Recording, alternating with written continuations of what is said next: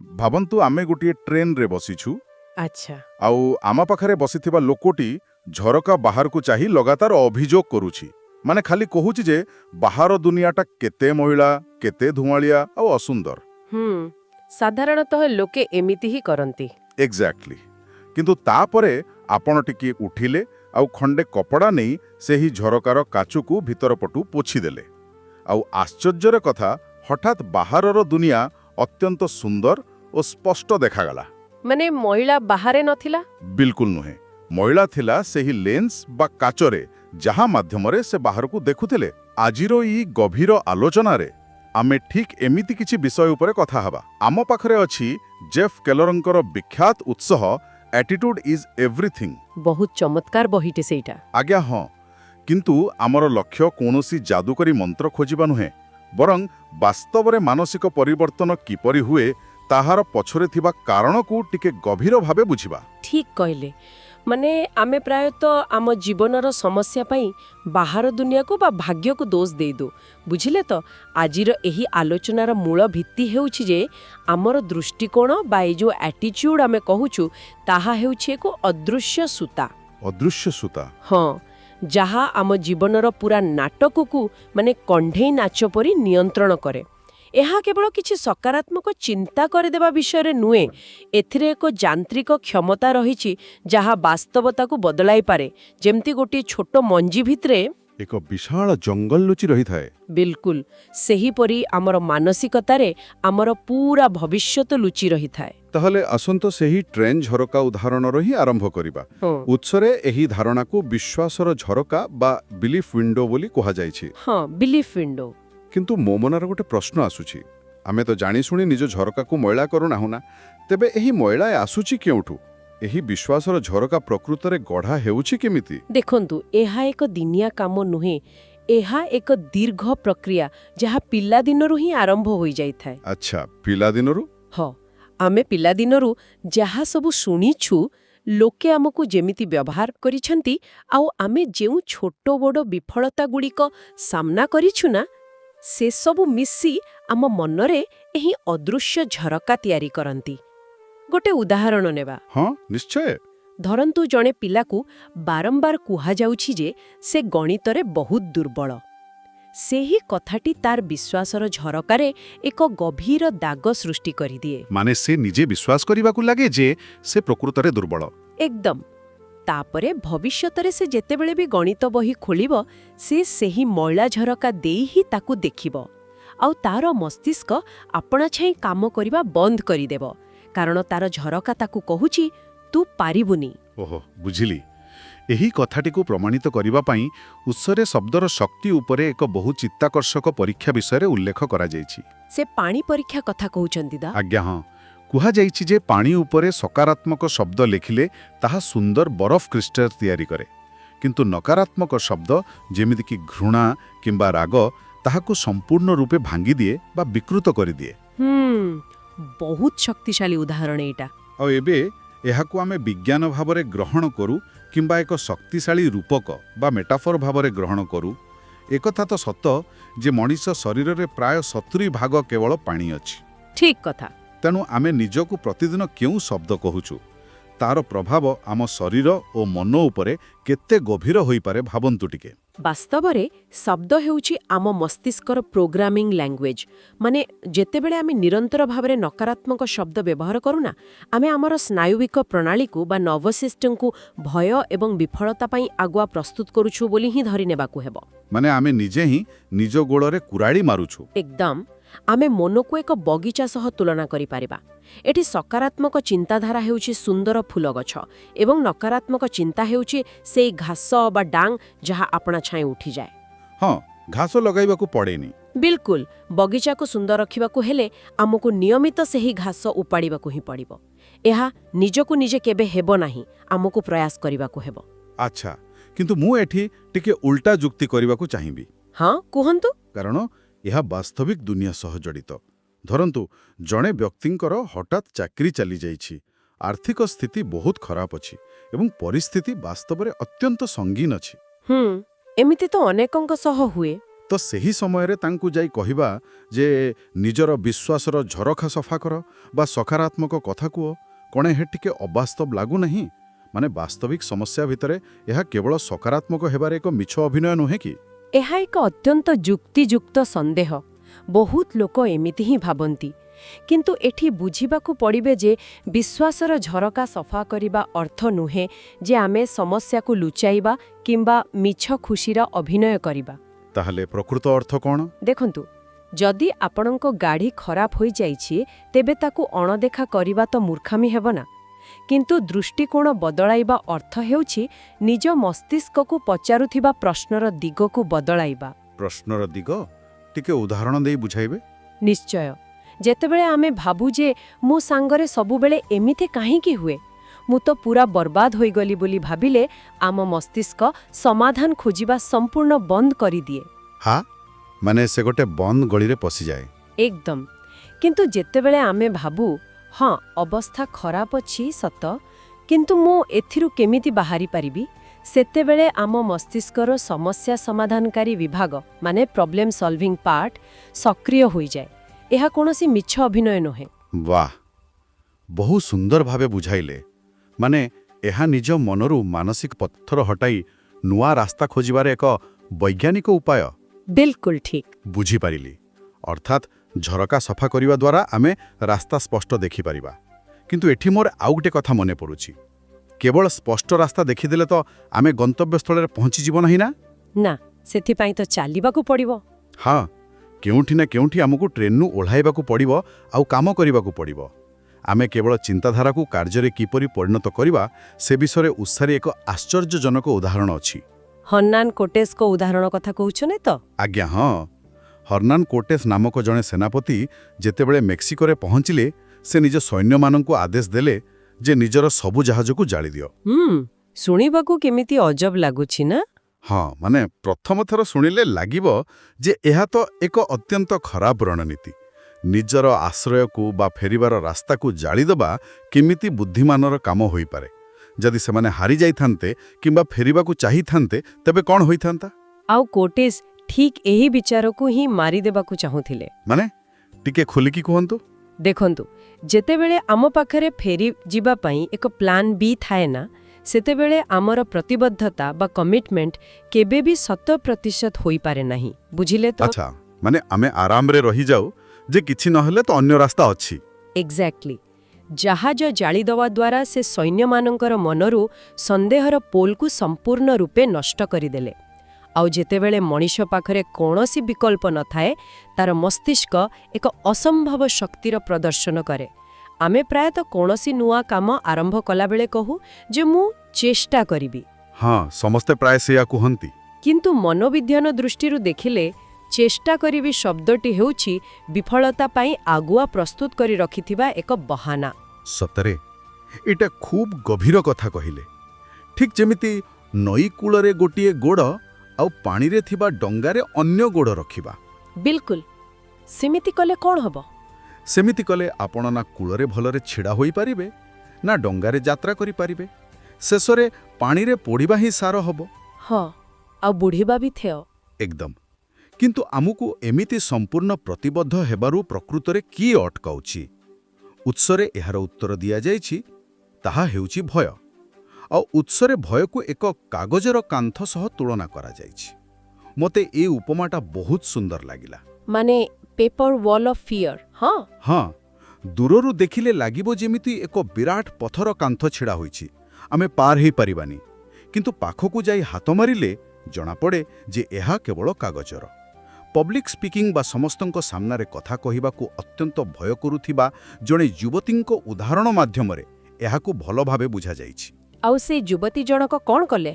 ସେ ଭୟ ଦୂର ହେବା ପର୍ଯ୍ୟନ୍ତ ଘରେ ବସି ଅପେକ୍ଷା କରେ ନାହିଁ, ବରଂ ଭୟ ଥିବା ସତ୍ତ୍ୱେ ସେ ଛୋଟ ଛୋଟ ଗୋଷ୍ଠୀରେ ନିଜର ବକ୍ତବ୍ୟ ରଖିବା ଆରମ୍ଭ କଲେ। ଆଉ ସେହି କାର୍ଯ୍ୟ ହିଁ ତାଙ୍କର ସେହି କାଗଜ କାନ୍ଥକୁ ଭାଙ୍ଗିଦେଲା ବା ତାଙ୍କ ଭୟକୁ ଦୂର କଲା। କାରଣ ବୁଝିଲେ ତ, ଆମ ମସ୍ତିଷ୍କ ଏକ ନିର୍ଦ୍ଦିଷ୍ଟ ଢାଞ୍ଚାରେ କାମ କରେ। କୌଣସି ନୂଆ ଅଭ୍ୟାସ ଗଢ଼ିବା ପାଇଁ ବା ପୁରୁଣା ଭୟରୁ ମୁକୁଳିବା ପାଇଁ ଆମକୁ ସ୍ନାୟୁବିକ ସ୍ତରରେ ବା ନ୍ୟୁରାଲ ପାଥୱେଜରେ ପରିବର୍ତ୍ତନ ଆଣିବାକୁ ପଡ଼େ। ଆଉ ସେଥିପାଇଁ ସମୟ ଲାଗେ। ହଁ, ଏଥିପାଇଁ ହାରାହାରି 21ରୁ 36 ଦିନ ଲଗାତାର କାର୍ଯ୍ୟ କରିବା ଆବଶ୍ୟକ ବୋଲି ବିଜ୍ଞାନ କହୁଛି।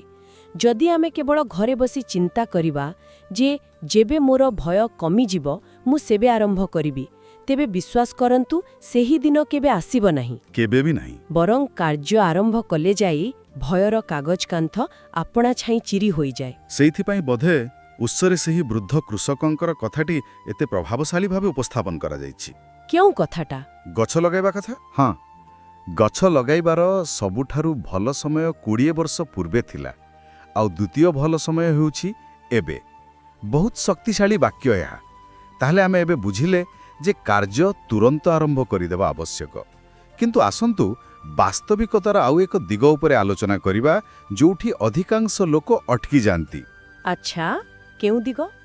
ଧରନ୍ତୁ ଆମେ ଭୟର କାନ୍ତ ଭାଙ୍ଗି ଆଗକୁ ବଢ଼ିଲେ ଆଉ ଆରମ୍ଭ ବି କରିଦେଲେ, କିନ୍ତୁ ଆଗକୁ ଯାଇ ଜୋରରେ ତଳେ କଚାଡ଼ି ହୋଇପଡ଼ିଲେ। କାରଣ କାମ ଆରମ୍ଭ କଲେ ବିଫଳତା ନିଶ୍ଚୟ ଆସିବ। ତ ଏହି ବିଫଳତାକୁ ଆମେ କିପରି ସାମ୍ନା କରିବା? ବହୁତ ବଢ଼ିଆ ପ୍ରଶ୍ନ। ଏହିଠାରେ ହିଁ ଆମର ନିରନ୍ତରତା ବା ପରସିଷ୍ଟେନ୍ସର ଭୂମିକା ଆସେ। ଆମେ ସମସ୍ତେ ଥମାସ ଏଡିସନଙ୍କ ନାଁ ଶୁଣିଛେ। ସେ ବଲ୍ବ ଉଦ୍ଭାବନ କରିବା ପୂର୍ବରୁ 900 ଥର ବିଫଳ ହୋଇଥିଲେ। ବାପରେ, 900 ଥର!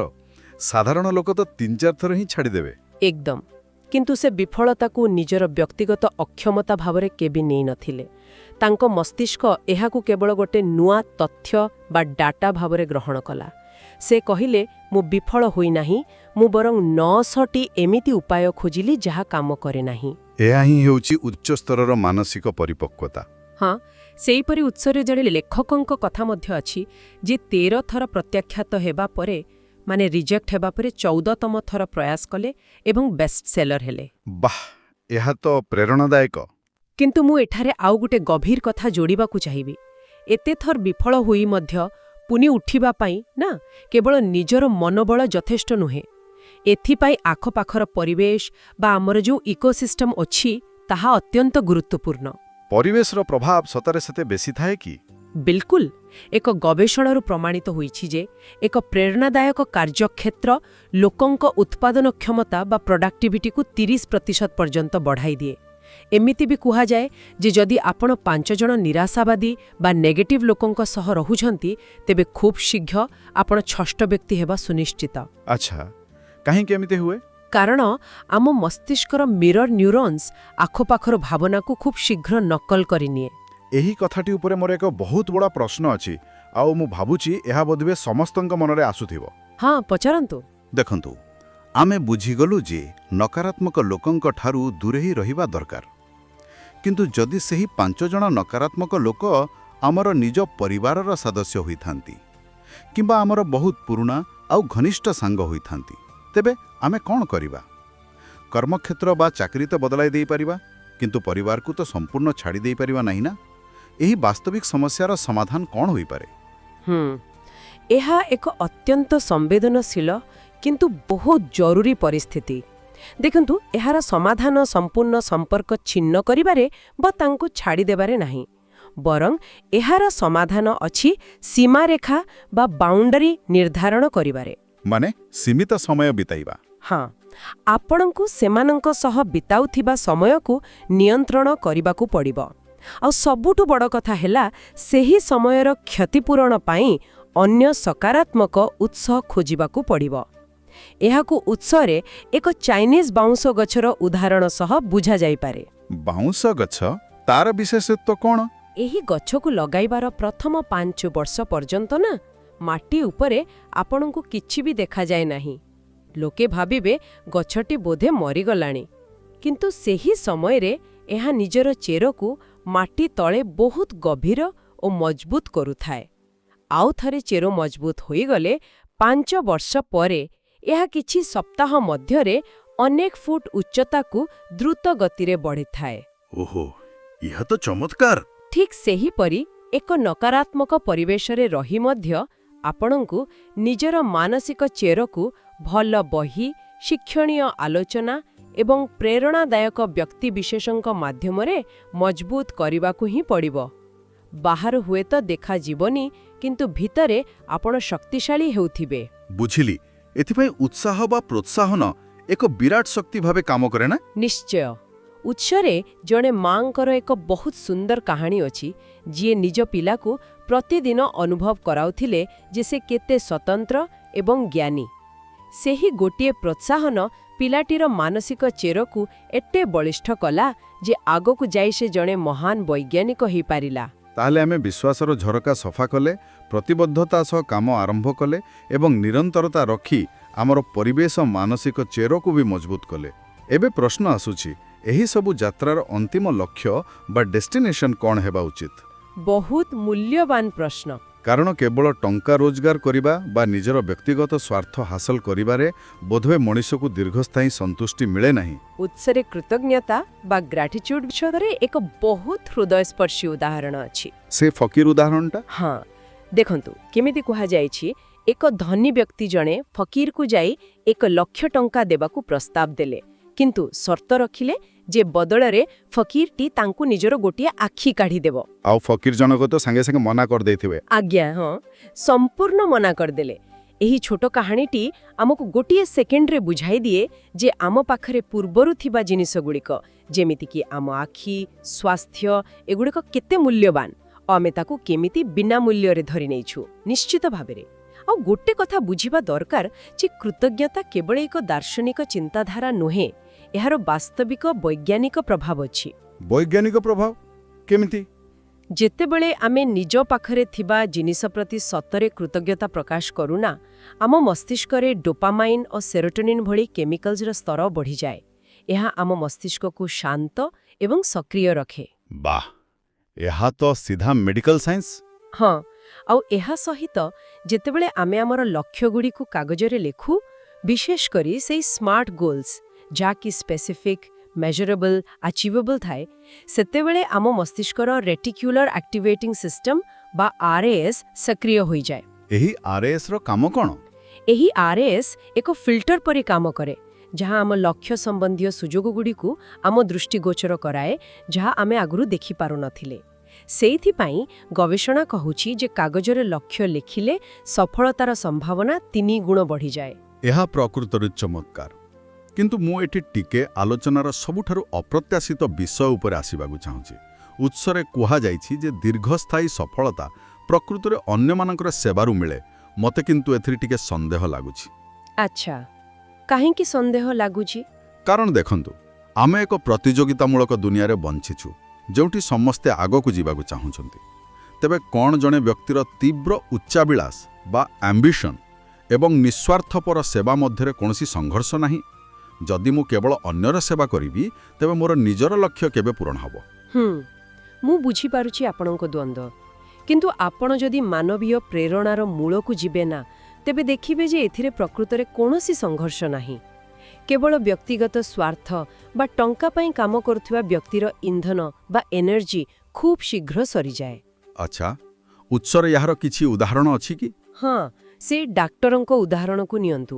ଯେଉଁ ଡାକ୍ତର କେବଳ ରୋଜଗାର ପାଇଁ କ୍ଲିନିକ୍ ଖୋଲନ୍ତି, ସେ କିଛି ବର୍ଷ ପରେ କ୍ଳାନ୍ତ ହୋଇଯାନ୍ତି ବା ଫ୍ରଷ୍ଟ୍ରେଟେଡ୍ ହୋଇଯାନ୍ତି। ସତ କଥା। କିନ୍ତୁ ଯେଉଁ ଡାକ୍ତରଙ୍କ ମୂଳ ଲକ୍ଷ୍ୟ ରୋଗୀକୁ ସୁସ୍ଥ କରିବା ଏବଂ ତାଙ୍କ ମୁହଁରେ ହସ ଫୁଟାଇବା ଥାଏ, ସେ ଦଶନ୍ଧି ଧରି ସେହି ସମାନ ଉତ୍ସାହ ସହ କାମ କରନ୍ତି। ଯେତେବେଳେ ଲକ୍ଷ୍ୟ କେବଳ ମସ୍ତିଷ୍କରୁ ନୁହେଁ, ହୃଦୟରୁ ଆସେ ଏବଂ ତାହା ଅନ୍ୟମାନଙ୍କ ମଙ୍ଗଳ ସହ ଜଡ଼ିତ ଥାଏ, ସେତେବେଳେ ସେହି କାର୍ଯ୍ୟ ନିଜେ ହିଁ ଏକ ନିରନ୍ତର ଶକ୍ତିର ଉତ୍ସ ପାଲଟିଯାଏ। ବ୍ରହ୍ମାଣ୍ଡ ବି ସେଥିରେ ସାହାଯ୍ୟ କରେ। ଏବଂ ବୋଧହୁଏ ଏହି ବୃହତ୍ ଲକ୍ଷ୍ୟ ହିଁ ଆମକୁ ବାହାର ସମାଲୋଚନାରୁ ରକ୍ଷା କରେ।